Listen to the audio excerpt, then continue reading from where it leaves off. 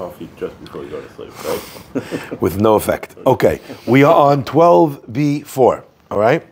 So, let's just review one last piece, which the Gemara is going to roll off of. Yud Bet, Amud Bet, 12b4. If you're following in the Gemara, it's about middle of the page. If you're following the Art Scroll, 12b4, it's on the top left corner. The Gemara mentioned an idea called Adam Hashuv Shani, which means that when a person is a Hashuv guy, like Stanley, like Morris, like Jack, Hashuv person, right? Shani, it's different. You got to be more strict than everybody else. What was the example? Rabbi Yehuda Nasi'ah, he was the Rabbi Yehuda Nasi. Nafak b'chumrateh demidosha. He went out with this ring that we explained from Rashi was either bottom steel, top wood, or bottom wood, top steel. But the main thing is, it wasn't an ornament. It was meant to be a functional signet ring. That was its purpose. So we mentioned that you're not allowed to carry something like that out in Rishut Rabim. You can't even carry it out into the courtyard. What's the reason why you can't carry it in the courtyard? The rabbis explain that when something is can be confused with a adornment, which you're allowed to wear outside, we don't want you to get used to carrying it anywhere. Why? Because the minute you're going to carry it anywhere, you might carry it outside as well, because you don't even realize you have it on your finger. So we said you can't have it, we can't wear it anywhere. But you see here, he wore it out in the courtyard. And second thing he saw, V'ishti maya de'achim kfela arma'a. He saw an Armenian cook, which means like Arami from the Shon of the Haggadah. Kfela is also a cook. We find it all over Masechet Chulin when we're learning about the laws of something kosher or not kosher. One of the things we do is we ask Kfela, which means you ask a cook, could he taste it in that many parts mixed in, 160th, 159th, whatever. Okay? Says the Gemara. So they saw him drinking water that was heated up by a cook who was not Jewish. Shamar Rabbi Ami ikpid. Rabbi Ami heard, he was very upset. How could Rabbi Yehuda Nasi do such a thing? We don't yet know what his problem was. However, says the Gemara, Amar Rabbi Yosef, Maita ikpid. Why was he so upset? Is where we left off yesterday, or Sunday. If it was because of the ring, and it's not allowed to be worn on Shabbat, right? And that's what we're worried about because it's mukseh. Hatanya, didn't the Braita tell us? Hashirin and izamin v'atabaot. If a person has, whether it's a brooch or an ornament that's worn on clothing, and izamim, or a nose ring, a tabat, or a ring, harehen kechol hakelim anitalim b'chatzer. All of those things are allowed to be moved in a hatzer. So therefore, if that's the case, if Rabbi Yehuda Nasi was allowed to wear it or to move it in the chatzer, then Rabbi Yehuda Nasi wearing it into the chatzer is not a problem, right? So there's two reasons why you'd be able to move something like that. Either what's called tzorech gufo or tzorech mikomo. Tzorech gufo means where this muktzeh object, I need it for something that's permissible to do on Shabbat. Not to sign something on Shabbat, but let's say as an example, it's a very solid ring, I want to smash some nuts with it, okay? So the halacha would be, tzorech gufo, you're allowed to use it. What about tzorech mikomo? Also, you'd be allowed, in this case, if I needed the space that it was occupying, I need to put something else down, so I'm allowed to move it from that space. So if either of those things would have been true, Rabbi Yehuda would have been allowed to move it. So why was Rabbi Ami upset that he moved that object? That can't be what he was objecting to, because it was mukseh.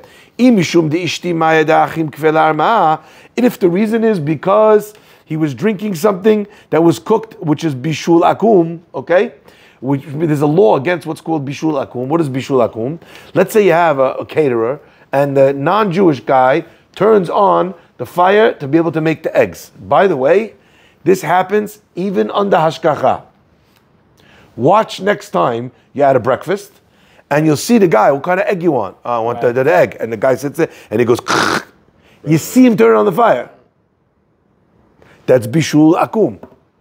Now, a lot of times there's a rabbi, there's a mashgiach, he goes for 2 seconds, the non-Jewish guy, the second you ask for the egg, he wants to get rocking. He turns it on. If you see him turn it on, tell him, please turn it off. You turn it on, otherwise you can't eat it. That's bishul akum. I see that all the time. All the time. And you know what? And the craziest part is, then they lie about it. You tell them, did you turn on the fire? What does the guy say? Oh, no, mashgiach. You watched him turn it with your own, you heard the clicking.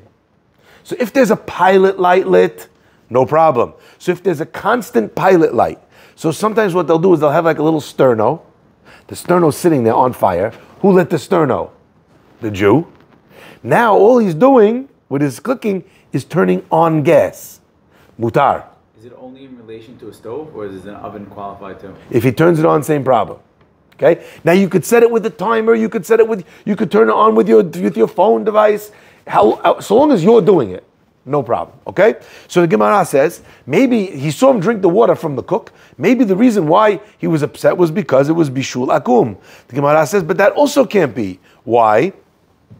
Didn't Rav Shmuel bar Yitzchak Amarav say, Kol shenechal kemot shu chai, emo mishum bishul ein ochrim? Anything that you're able to eat raw, when a non-Jewish person cooks it, you're still allowed to eat it. Why? Because it wasn't the cooking of the non-Jewish person that made it ra'ui la'achila. So let's say I have a carrot, and the guy, ra'ui la'achila means fit for eating, for consumption.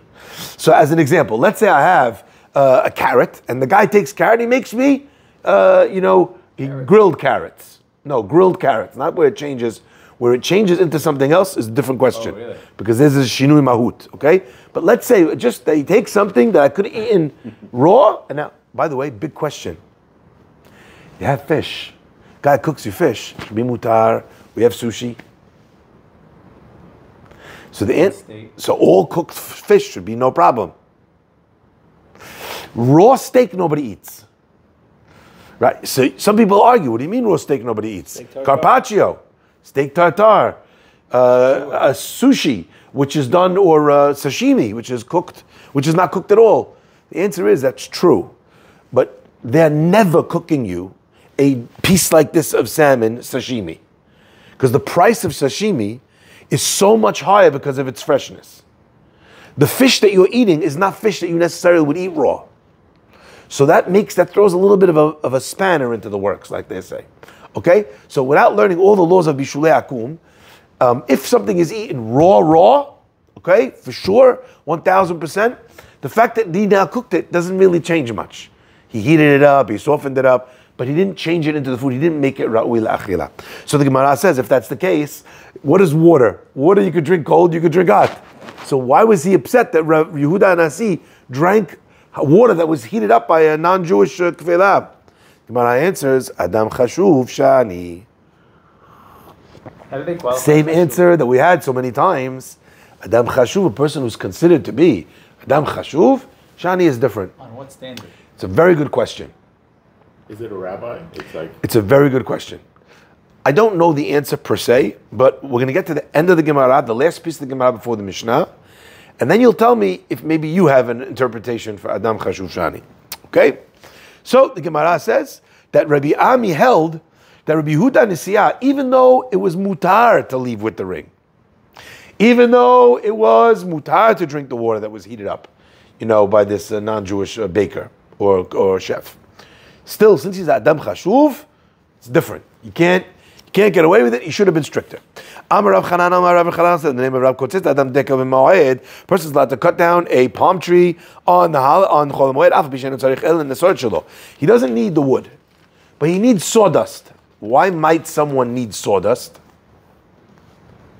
Sometimes you need for something soft to be able to lay something down. Chickens, kittens, they use sawdust for various purposes. Let's say you're trying to get something to be able to start a fire quickly, so you need something very fine. Whatever reason you might need, sawdust might be also something that absorbs oil. When they have oil spills in the kitchen, they'll put sawdust on the floor.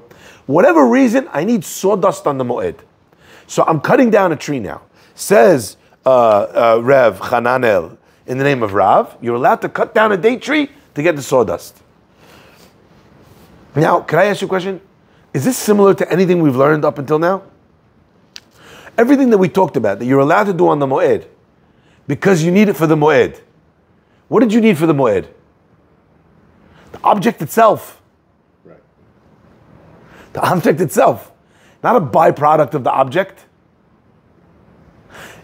You know what I could compare it to? Okay. It's a good one. Let's say, as an example, we talked about harvesting fruits. We talked about a lot of different things.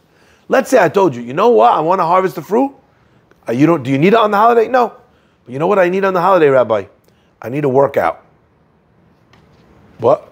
Yeah, it's a big workout. I want to sweat. I need to lose some calories. So So I'm going to do this melacha on the moed for the workout. What's the rabbi going to tell you? You fall on your head? The only thing that's mutar is when you need the object. Over here, the guy does not need the tree. All he needs is the shavings. It's like a byproduct of the object. Rav Hananel said that's enough. Since it comes from the action, even though I don't need that, as obviously I'm only allowed to cut as much sawdust as I need. But if I cut it and I get the sawdust that I need the right amount, no problem. Now I have, wood to be able to use for my campfire. Okay, but wasn't my point. That wasn't my purpose. I was cutting this legally. Now I cut that down. Now I have cut wood on the floor. It was cut beheter. Okay, it's like shirayin. It's like the leftovers, right? When you were able to cook for so much, but you had leftovers. Okay, same thing. But do you stop once you get your sawdust? Yes, you'd have to stop once you had as much sawdust as you need. Not continue. Now, says the Gemara, because it's not the case that we talked about, it's not the actual item, it's a byproduct. Fascinating. Lait ala Abaye. Abaye cursed anybody that did that heter. Could you imagine white hat, black hat fights? If every time they didn't like it, they cursed the guy that did the other item? Shtabach shemo. That would have been big problem deal. Guy cursed somebody?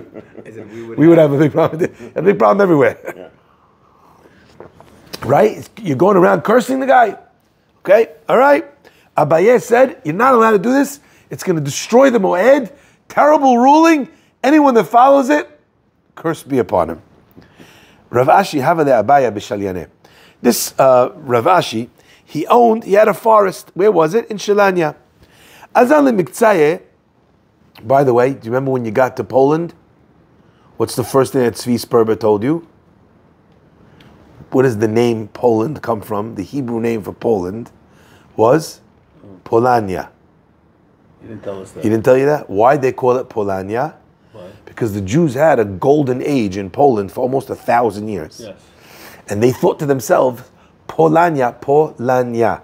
Here did God rest. Oh, Wow. That's why they called it that. he didn't tell us that. Why did it remind me of this? What's the name of his father of his? Shelanya. Shelanya. Isn't that interesting? Okay. Shelanya. Okay, so what happened? He had a forest in this place.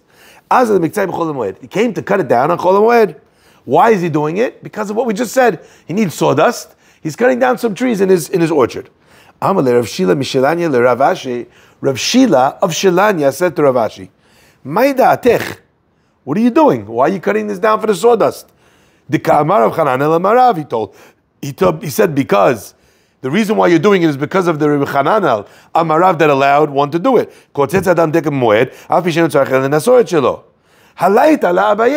Didn't Abaye curse someone that followed that reasoning? So what are you doing? Amaleh, Rav Ashi said back to Rav Shila from Shelanya, Lo shmiale, I didn't really hear his reasoning in the whole cursing item. I didn't really follow that. It wasn't my style. He's a little more black hat. I'm a little bit more this. Lo shmiale, I don't really hold of it. Klomar, as if to say, Lo svirale. In other words, I don't hold it. I don't hold like him. Not just I didn't hear him. Ishtemit narga bay lifseke l'shakye. While he's chopping at the tree to get his sawdust, the head of the axe goes flying off, almost chops off his whole leg. Okay? Almost cuts off his leg. Shafke v'hadarata, he understood. 1 second. This is what's going on. That Abaye's curse is here, and because I ignored it, look what happened. Almost severed, almost cut off my own leg. So he left without cutting the tree, and he came home empty-handed. Okay? So I was thinking to myself something interesting. Rav Ashi, is he allowed to argue with Abaye? Who's in Amor? Aren't they? They're both Amoraim. Yeah. All of a sudden, Abaye's ruling means that everyone's leg gets chopped off?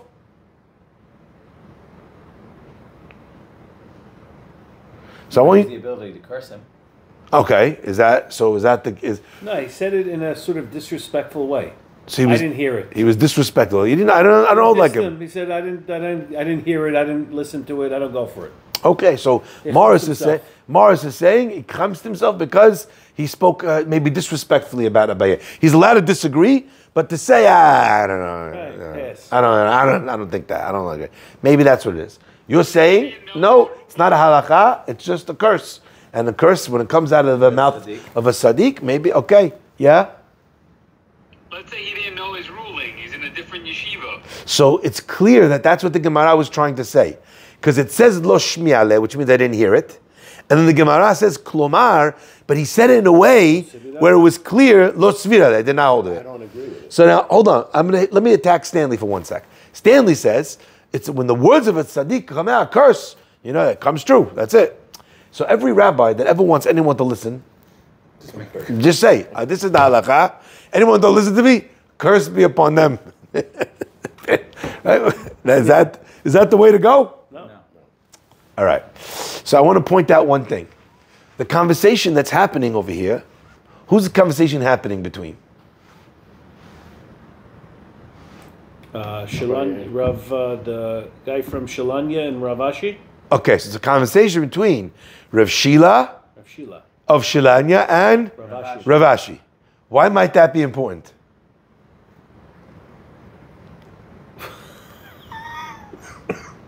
Why might that be important? Where's the orchard? Shalanya. In Shalanya. Rav Ashi is arguing on the rabbi of the town. The Gemara doesn't just say Rav Shila. It says Rav Shila Mishalanya. He is the rabbi. He's the Rav of that place. And he's telling him, Abaye holds like this, and he cursed him. You can't do that. What does Rav Ashi say? What does Rav Ashi say? I don't hold like that. It doesn't matter what you hold. You're in my town. And in this place, we follow Abaye. So to do that, to argue, and to go against the minhag of the makom, what do we say? Whenever a person has to disrespect the minhag, it's very, very chamur. Who said he was the rabbi of Shalanya? Rav Shila Mishalanya. So he's from Shalanya. Yeah, exactly. That's what the Gemara He's the says. Rav of Shalanya. Mishalanya. Rav Ashi is not from there. Rav He owns the Shila. forest there. Rav Shila is from there, so he owns land there. He's not the Rosh Yeshiva. He's the Rosh of the orchard. Okay. So I think maybe the Gemara in telling us Rav Shila. By the way, in other places I've seen Rav Shila in the Gemara, and it doesn't tell you where he's from. Really? That's my diuk. That's a good guess. I'm gonna stand by it. Okay. Says the Gemara. And if you don't like it, no. This is my town.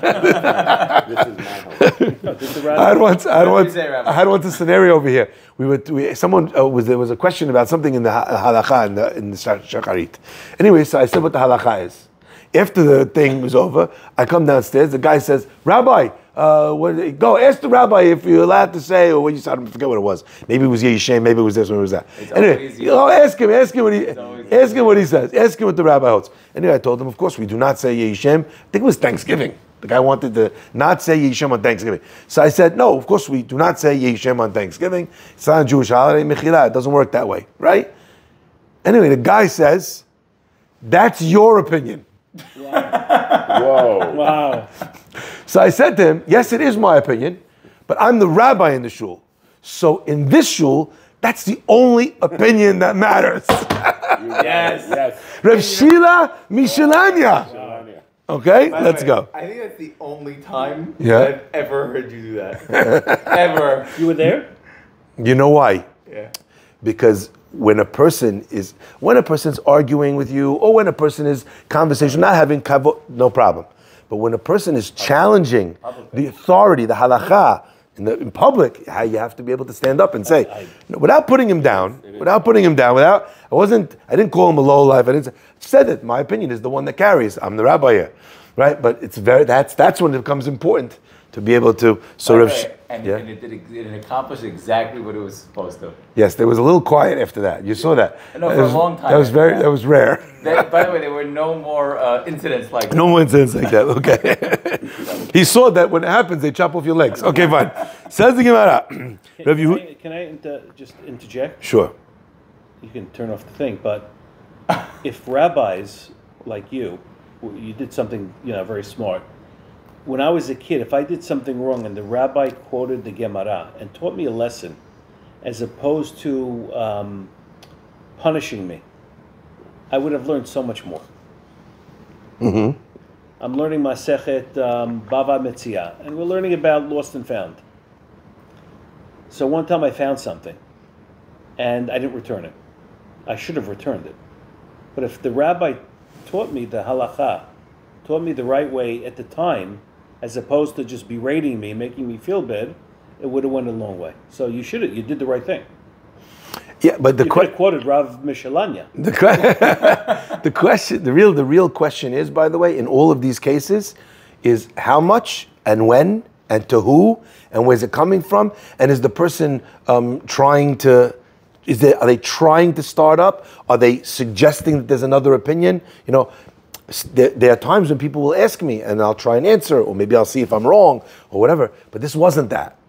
This was a person saying publicly, you know, you have an opinion, but your opinion is not as important as the opinions that I'm bringing. But in this Beit Knesset, it has to be, right? So yeah, there's a beautiful line. My favorite line on this is the Gemara says, "Kishem shemitzvah lomar davar hanishma." Just like it's a mitzvah to say something that will be heard, so too it's a mitzvah not to say something that will not be heard.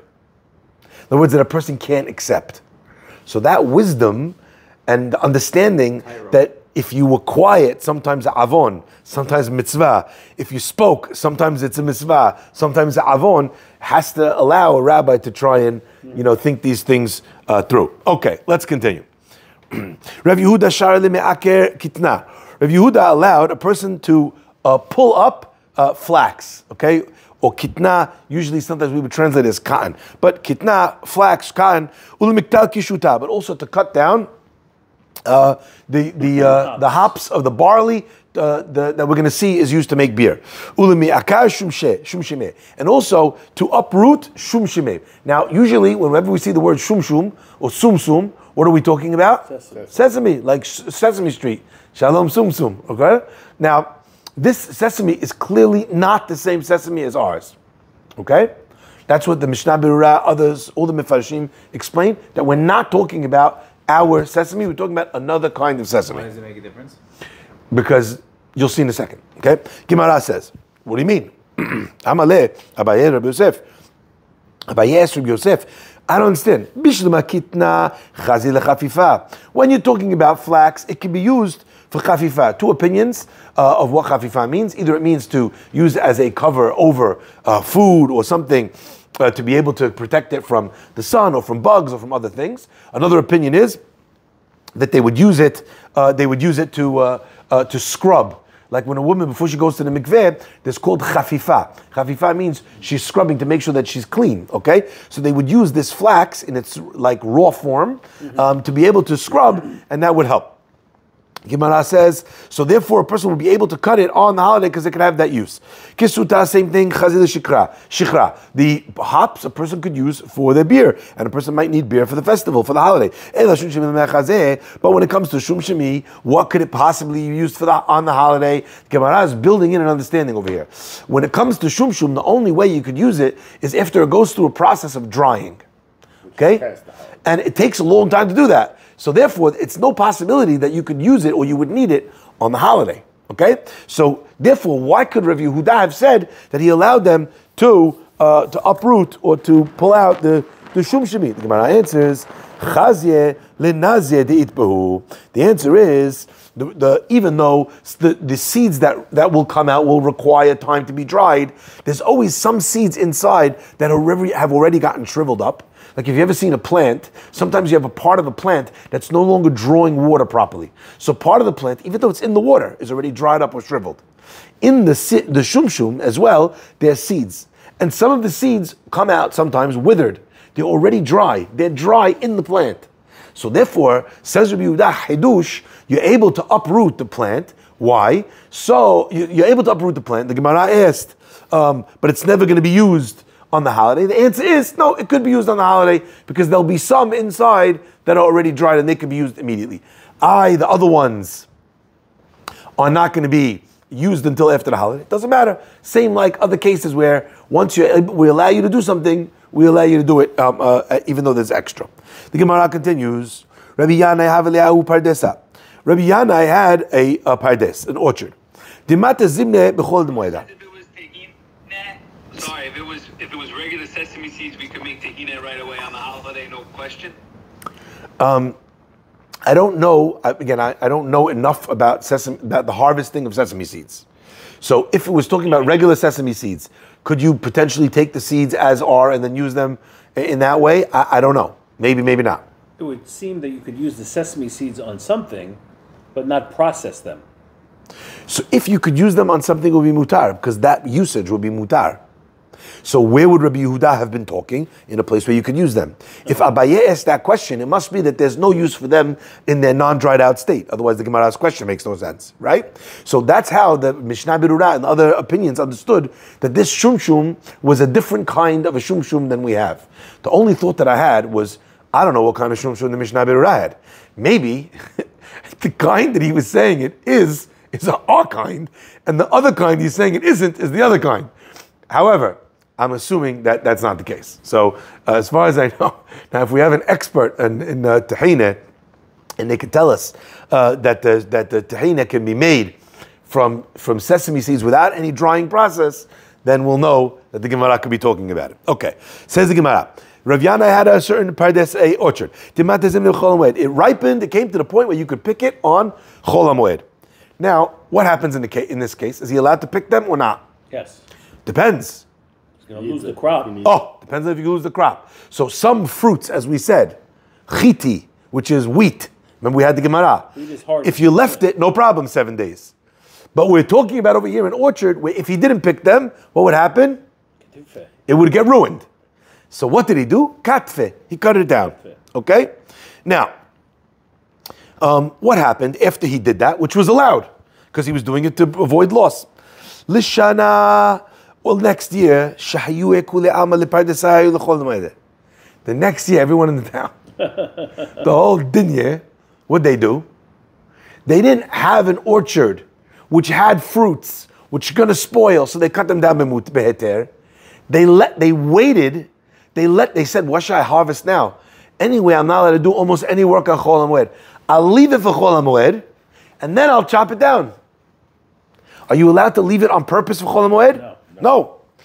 The Shana, Shayu Kulei Amal, the Pardes, they left all their Pardes for Chol HaMoed, which is Asur. And how did they do that? And why did they do that? Because they saw, the year before, Rav Yanai was cutting down his fruits on Chol HaMoed. Afkire Rav Yanai lepardesei haushata. Machloket, what this means. Afkire means he rendered ownerless. In other words, he made it efker. Anyone, he gave it to anyone. He didn't take ownership. He lost his entire crop that year. Now this is one of those let's eat grandma, comma situations. One way of reading Gemara is he abandoned his pardes hahushata. He abandoned it. He gave it up to the aniyim. He took a loss on all of his fruits that year because he felt so terrible about what happened. Kapara. He gave it up for that year. The other opinion is he gave up his pardes that year. Yani, the year that he realized this, he gave up the revenue of his pardes forever. So either opinion, Rav Yanai took a very extreme approach. Was he obligated to do so? No. He did it beheter. What's the problem? Adam Chashuv Shani. Now, let's just be clear. Does Adam Chashuv Shani mean that he's obligated to abandon his fruits? Also not. But what Rabbi Yanai understood was he needed a kapara for his actions. Because he was chashuv enough a person that people mistakenly looked at what he was doing beheter and understood it to be be'isur and understood it to be mutar. So you asked me a question earlier. There's a similarity between what's Adam Chashuv? They're both rabbis and they both have money. What's good? But we had many Adam Chashuvs. You asked me what is the quantification of Adam Chashuv. From this Gemara, my approach would be a person that people learn from. Now, there's something else called Marit Ayin. Marit Ayin doesn't mean that I'm Adam Chashuv. Marit Ayin means I'm any Jew. I'm not allowed to do something that seems to another person like it's Asur. But the stringency of Adam Chashuv, that we're going to make you not do something that Halacha would say you're allowed to do. I would imagine that the parameters of Adam Chashuv, Shani, that they have to go the extra mile, are related to a person that people are going to learn from because they think he's practicing halacha correctly. Now, by the way, because he's not a rabbi technically? no, the opposite. Rabbi Yehuda Nasi was Resh Geluta. They were the biggest rabbis. It sounds like someone. My chidush would go the other way. Can I give you an example of my? I don't want to say. I was going to say a name. I shouldn't say a name because it's probably avak lashon hara. I was going to mention a name of a guy who's a baal habayit. The guy is not a rabbi. He's a regular working guy, but he's so religious, and he's so always does. He's doing the right thing. He follows the halakha. If a guy like that did something, even if his name is not rabbi, people would learn that's mutar, and I would wager even more people would be influenced by a person like that, maybe than by a rabbi. So I think maybe Adam Hashuv would include anyone that people are going to learn from. Is it only someone in the halachic sense? Yes. Let's say a guy is a Super Bowl winner. That's what you mean? Like he's someone influential and paparazzi are following him, so everyone sees what he's doing. No, because there people will look at the guy and they're like, the guy's a Amaretz. What does he know? Why should I learn from him? And if I chose to learn from him, whose fault is that? It's my fault. Got it. But when someone's looking at the rabbi, right? Actually, you're supposed to learn halachot from the way the rabbi behaves. We always look at the rabbi. What's it called? Ma'aseh Rav. Yeah, sorry? You're supposed to be the living example of the Torah. Exactly. You know how difficult that is? Shema Did you give Yisrael. an example of you praying or doing something in prayers and people copying you?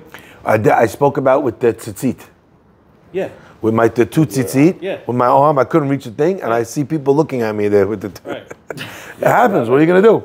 It happens. So you have to go the extra mile to always try and do, something in the right way and appropriately, because people are always watching. Okay, let's continue. In this case, can a Yeah? guy who's regular become chashuv because he gave up the land and donated it to everyone and did the right thing?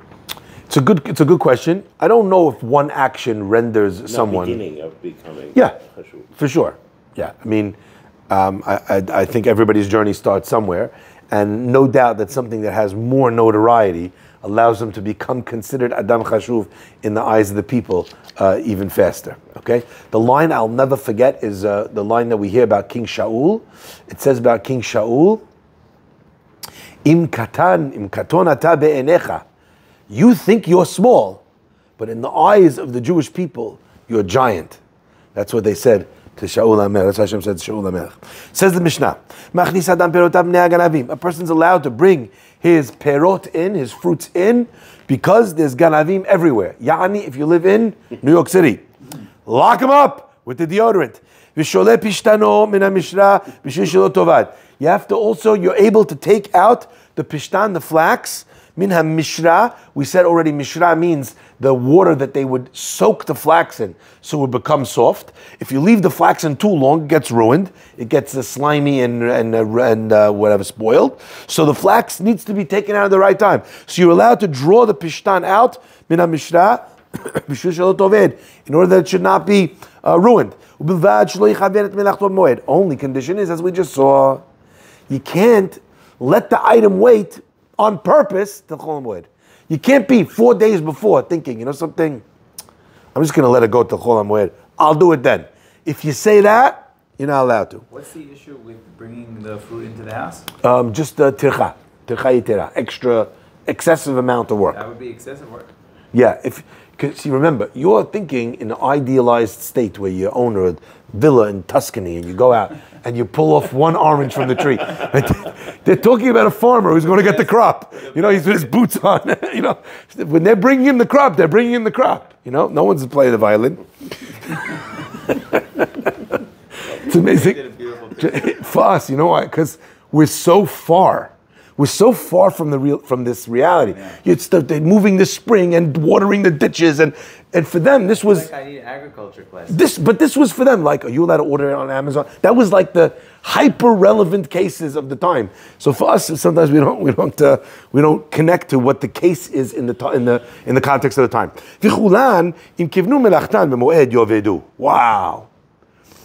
All these cases, if the guy said, you know something, I'm going to leave it for Chol HaMoed, Yovedu, the halacha is that it goes, you can't collect it, you can't bring it in because we never allowed such a Hava Amina. The Gemara says, Tana, we learned in the Braita.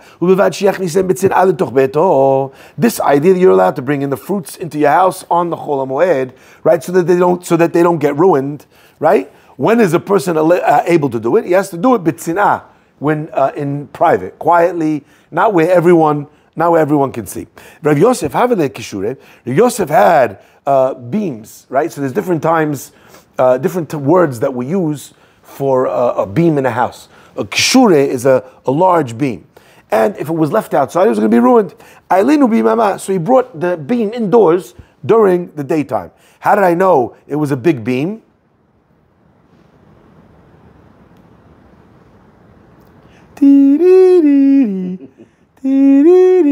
What is excessive labor for 400? If it was a regular small item, it would have been mutar. There's no isur on taking a beam somewhere, right? So if we're talking about a heavy beam, excessive. Well, the English also says large heavy beams. Oh, I didn't even see that. I'm reading the Hebrew. Oh, you switched? No, even when I read the English, I still read the Hebrew. Oh. Yeah, okay. Rav Yosef Havele Kishure, right? He had these beams. Ailinu bimama. By the way, that's how the Art Scroll knew that was the English translation. Right? Because otherwise it's not excessive. It's not excessive, it would be mutar. You're allowed to move a stick, right? But it's only if it was a heavy beam that's what would have made it asur. But what if it's a bunch of beams? So long as it's heavy together when you put them together. Yeah, if there's many of them. But then he could move them individually if he's trying to do it halachically, okay? He brought them in during the daytime. Abaye said, by the way, Abaye is on fire. Yeah. He is ripping. Abaye said, V'atanya, didn't we learn, right? That when we allowed you to bring in the fruits and the pishtan into your house, we said you have to do it in quietly, privately, so people shouldn't see. Amalei, he said, Tzina dehani yemamahu, right? When this is also to do these during the daytime is also considered to be private. Okay, Kivan, why? Dibilelia bau gavri yitera. When a person does it at nighttime, you still need many people to do it because they're heavy. Ubau meduchre denura. When the people will all come to move the beams, how are they going to move the beams? They're going to bring torches. Av shamilta. So what do? You went to a private item so you could do it at night. Now you have the whole village bringing pitchforks and torches, and everyone thinks they're going to hunt the beast. Okay, says the Gemara. So therefore, Av Shamilta, you would not have done anything to do it at night because that also would have not been private. Genius. You got it? Great one. Okay. You know what I would have also thought could have been the answer? What do we know about Rabbi Yosef? Let's see if you remember.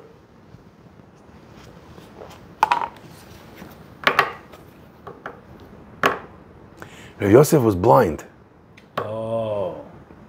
So day and night didn't matter. Maybe the answer is he didn't see that it wasn't nighttime yet. But if Rabbi Yosef gave another answer, that's clearly not the answer. Unless Rabbi Yosef was giving an answer that was relevant even if he wasn't blind. So he was telling him that the halakha is not only the case like this for me that I didn't realize, but this is also the case for anybody. Anyway, just want to throw in some random trivial pursuit. Says the Mishnah, a person is allowed to take out the flax from the water. And as we said earlier as well, the same yesod. Rabbi Yirmiyah asked Rabbi Zera, Kiven melachto b'moed umet. Let's say the person decided, you know something, I'm going to do this on Chol HaMoed. Then the guy moots. Maushi kansu banav acharav. What did we just say? If you had intention to do it on Chol HaMoed, then you're not allowed to do it anymore. But what happens if I had the intention, not me, somebody else, they had the intention, and then they passed away before the holiday. Now the kids are in a situation because it was kavanah to do it on the Chol HaMoed, but they never had that kavanah. Do the kids get fined for their father's intention? Fascinating, huh? By the way, this is classic Rav Yirmiyah. The Gemara will say, like Gemara Baba Mitzvah. You learning Baba Mitzvah, you said? Yeah, no. The Gemara says Baba Mitzvah, the lost object. All of a sudden it says after a certain amount of feet away, you have a pigeon, the pigeon goes 500 amot, whatever the number is, exactly this amount, closer to this one, closer to that one. Ask Rabbi Yirmiyah, how about if one foot was on one side of the line, the other foot on the other side of the line? Those are the questions Rabbi Yirmiyah would ask. He asked the needling, very difficult questions. And they even got annoyed with him so much once, they threw him out of the Bet Midrash. Not sketchy, okay? But his questions were very insightful. They were very precise. And I think that's why sometimes it was hard, because you didn't know the answer, right? The most annoying questions are the ones you don't know the answers to. Do we give them, what's it called? Do we give the knas to the children? The Gemara says, if you're going to try and bring a proof from the fact, tsaram ozen bechor, in a case, let's say someone, they have a bechor. They don't want to bring the bechor as a korban, so what do? They put a mum on the ear of the animal, so he doesn't qualify. Kansu beno acharav. What happened? When the son inherited now this animal, okay? What happens when the son inherits the animal? The rabbis gave him a knas on the animal. They gave him the fine because you're not allowed to do that on purpose. Why did they do that there? You can't bring a proof from there that we should also give you the fine here. Why? Mishum di isura deoraita. Because there, to put a blemish, to give a mum to an animal, to a korban, to hekdesh, is asur from the Torah. But over here, it's not. It's midrabanan. And if you want to say, you want to find a proof from another case that the rabbis gave a knas. If a person sells his servant to an oved kochavim, to a non-Jewish person, and he dies, they gave a penalty, they gave the knas to the son afterwards, because you're not allowed to sell your eved to oved kochavim. Why not? Because an eved of a Jewish person is chayav mitzvot keisha. He's already, like, he partially converts. You have to bring him back. Right? So you can't do that. So what happened? They gave a fine to the son even after he died. So let's say also over here, the answer, you can't prove over there from there. Because every day that he doesn't bring him back, right, he's going to not be doing the mitzvot that he's obligated to do, and that he would be fulfilling in your house. So also over there, you have the concept that we have to penalize you in order to retrieve the possibility of him doing mitzvot. But hachamai, over here, there's no mitzvot, there's no deoraita that's compelling us to say that you should not be allowed to harvest or draw the pishtan in on Chol Moed. Hachamai, what would be the case over here? Gavra, kanis rabanan. Do we say that the chachamim gave a knas, gavra, to the person himself, vehalete, and he's not here? Or dilma mamone kanis rabanan. Is the fine levied on the person, or is the fine levied on the property? Wow. If the fine is levied on the property, right? Or dilma mamona kanis rabanan. Va'ite. If the fine's levied on the person, the person's gone. If the fine's levied on the property is still here. So it should still be dependent on the property. Isn't that a fascinating example of legal jurisprudence? Yeah. How is the law structured? Okay? Gemara says, Amaleh, he said, Tinitua, we should be able to figure this out from a Mishnah. Sadeh shnitkavtza b'shavit. You had a field that nitkavtza was, they cleaned it out, they made it appropriate for planting during Shemitah.